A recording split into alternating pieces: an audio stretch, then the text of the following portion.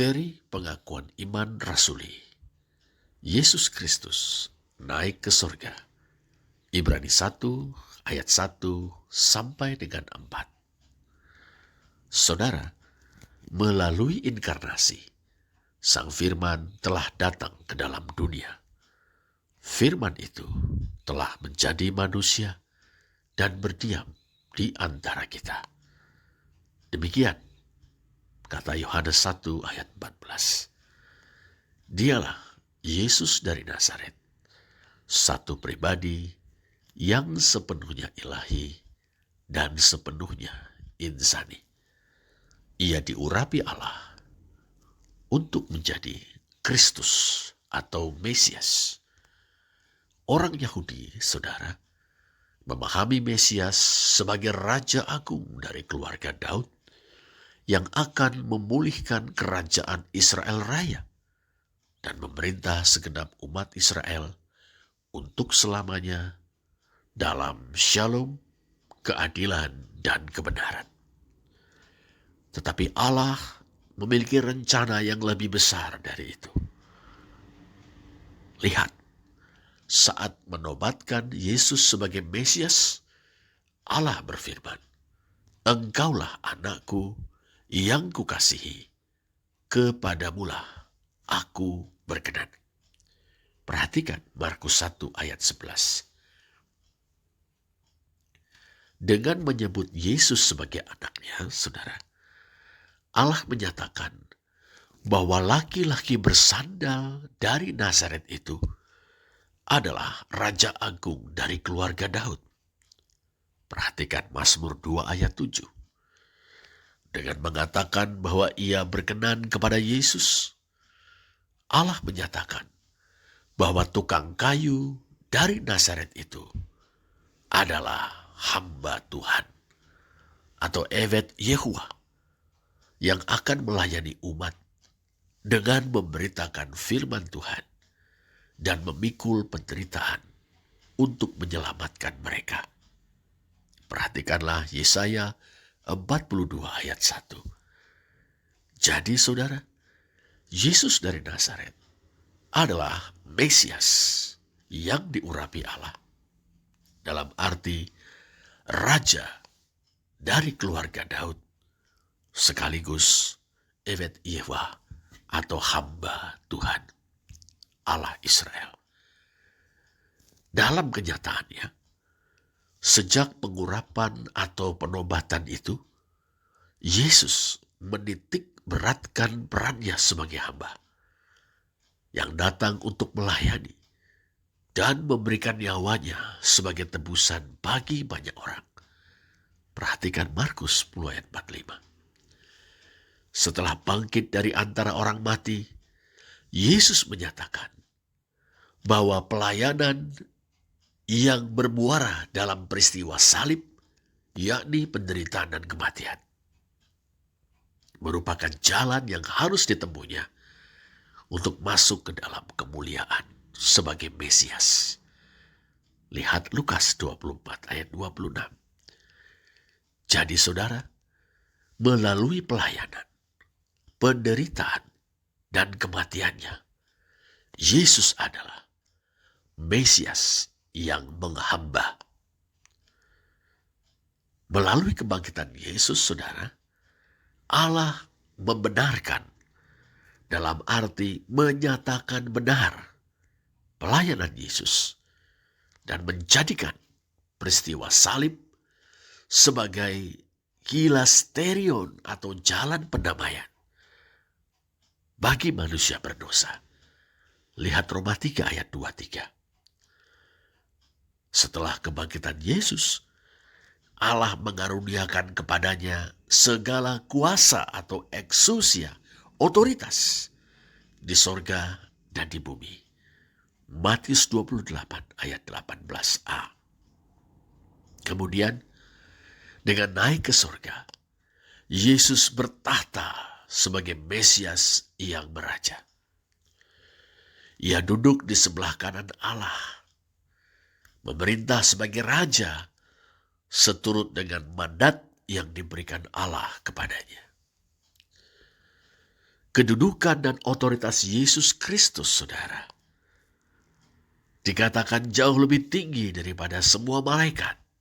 Ibrani 1 ayat 4. Lebih tinggi daripada semua kuasa.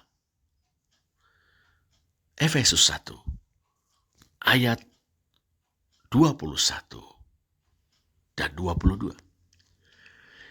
Atas dasar kedudukan dan otoritas itu, Yesus Kristus memerintah seantero semesta, mengemudikan sejarah umat manusia, dan mewujudkan kehendak Allah di bumi seperti di surga. Yesus Kristus mendatangkan kerajaan Allah melalui jemaat atau gerejanya yang terdiri dari orang-orang yang percaya kepadanya. Mereka telah dipersatukan dalam namanya. Mereka diberdayakan oleh Roh Kudus yang dicurahkannya pada hari Pentakosta. Dengan kedudukan dan otoritasnya sebagai Mesias, Yesus Kristus juga melindungi jemaat atau gerejanya dari alam maut. Perhatikan Matius 16 ayat 18, saudara. Karena kemesiasannya itulah, saudara, kita menyebut Dia Tuhan. Ya, Tuhan Yesus Kristus. Dalam Ibrani 1 ayat 1 sampai dengan 4, saudara, kita membaca tentang Yesus Kristus baik dari sisi hakikat ilahinya maupun dari sisi karyanya sebagai Mesias. Dia adalah Sang Anak yang ilahi sepenuhnya. Perhatikan ayat 3. Ia adalah cahaya kemuliaan atau apaugasma theistokses, cahaya kemuliaan Allah yang memancarkan kemuliaan Allah. Ia adalah gambar wujud atau karakter hypostasios Allah, gambar wujud Allah yang merepresentasikan atau mengungkapkan kedalaman diri Allah. Sebagaimana matahari tidak pernah tanpa cahaya dan panasnya, demikianlah Allah senantiasa bersama-sama dengan Sang Anak dan tentu dengan Roh-Nya pula, Roh Kudus. Melalui Sang Anak, saudara, Allah telah menjadikan alam semesta. Ibrani 1 ayat 2. Melalui Sang Anak, saudara, Allah senantiasa menopang segala yang ada. Ibrani 1 ayat 3. Allah adalah pencipta bersama-sama dengan Sang Anak atau Sang Firman dan Roh-Nya, Roh Kudus. Allah adalah penopang segala yang telah diciptakan, juga bersama-sama dengan Sang Anak dan Roh-Nya. Saudara, Allah menetapkan Sang Anak sebagai Mesias, yakni sebagai yang berhak menerima segala yang ada. Ibrani 1 ayat 2. Sang Anak itulah yang telah ditetapkan Allah untuk memiliki segala yang ada, berkuasa atas segala yang ada, memerintah segala yang ada. Allah menghendaki Sang Anak menjadi mandataris ilahi yang jauh lebih tinggi dari para malaikat dan kuasa-kuasa. Tetapi sehubungan dengan itu, saudara, Sang Anak harus turun ke dalam dunia. Ia harus menjadi manusia.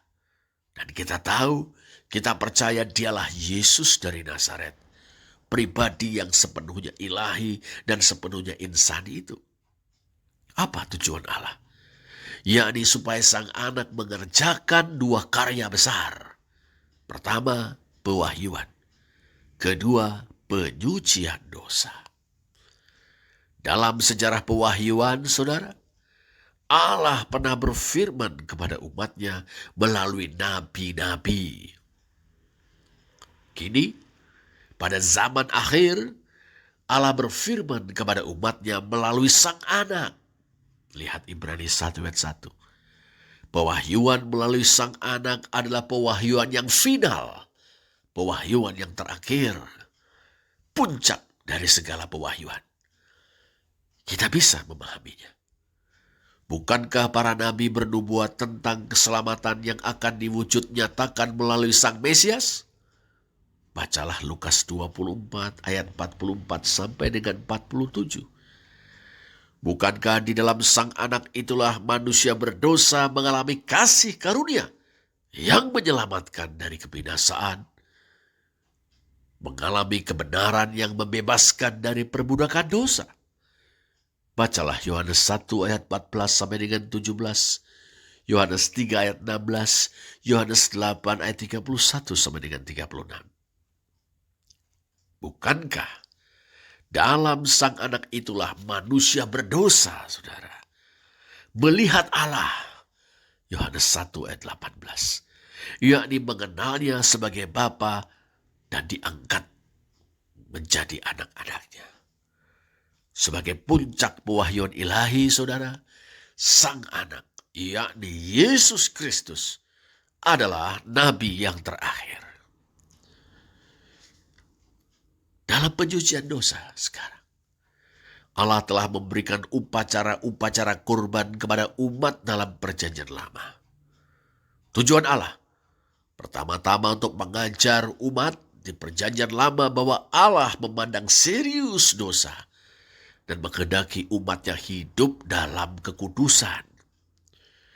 Kedua, Allah bertujuan untuk mengajar umatnya bahwa penyucian dosa membutuhkan pengorbanan yang berintikan pencurahan darah. Mesti ada yang dikurbankan agar manusia disucikan dari dosa. Ketiga,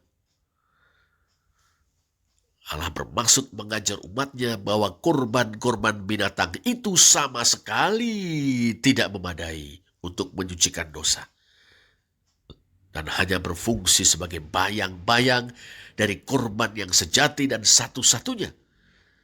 Kiasan dari korban yang sejati dan satu-satunya. Adapun korban sejati itu sekaligus imam besar sejati yang mempersembahkannya adalah Yesus Kristus, saudara. Pengorbanan itu terjadi dalam peristiwa salib, yakni penderitaan dan kematian Yesus Kristus di kayu salib sebagai puncak ketaatannya kepada Allah dan kasihnya kepada sesama, kepada manusia berdosa. Itulah pengorbanan yang terjadi hanya satu kali untuk selama-lamanya.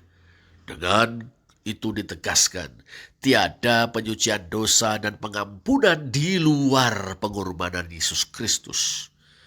Dialah imam besar sejati yang mempersembahkan dirinya sendiri sebagai kurban yang sejati. Saudara, jelas Ibrani 1 ayat 1 sampai dengan 4 mengajar kita bahwa Yesus Kristus adalah Nabi. Yesus Kristus adalah imam besar. Nabi yang terakhir, imam besar yang sejati. Dengan kenaikannya ke sorga, Yesus Kristus bertahta sebagai Raja. Duduk di sebelah kanan Allah berarti memerintah sebagai Mesias, sebagai mandataris Allah. Kebenaran ini mendukung kita untuk tidak takut menjalani hidup sebagai Kristen, tidak takut melayani dan bersaksi. Karena kita tahu siapa yang berkuasa atas sorga dan dunia, siapa yang memimpin sejarah umat manusia, tak lain dan tak bukan Raja kita sendiri, Tuhan Yesus Kristus. Dalam pada itu, saudara, meski sudah memerintah sebagai Raja, Tuhan Yesus tetap menjalankan karya sebagai Nabi dan Imam Besar. Sebagai Nabi, Ia senantiasa berfirman kepada kita, yakni melalui firman-Nya yang kita warisi dalam Alkitab.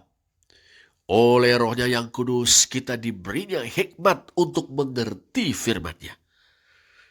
Oleh Roh-Nya yang kudus, kita dimampukan untuk melakukan firman-Nya dalam hidup sehari-hari. Dalam kedudukannya sebagai Raja, saudara, Tuhan Yesus juga menjalankan karya imam besar, karya imamat agungnya.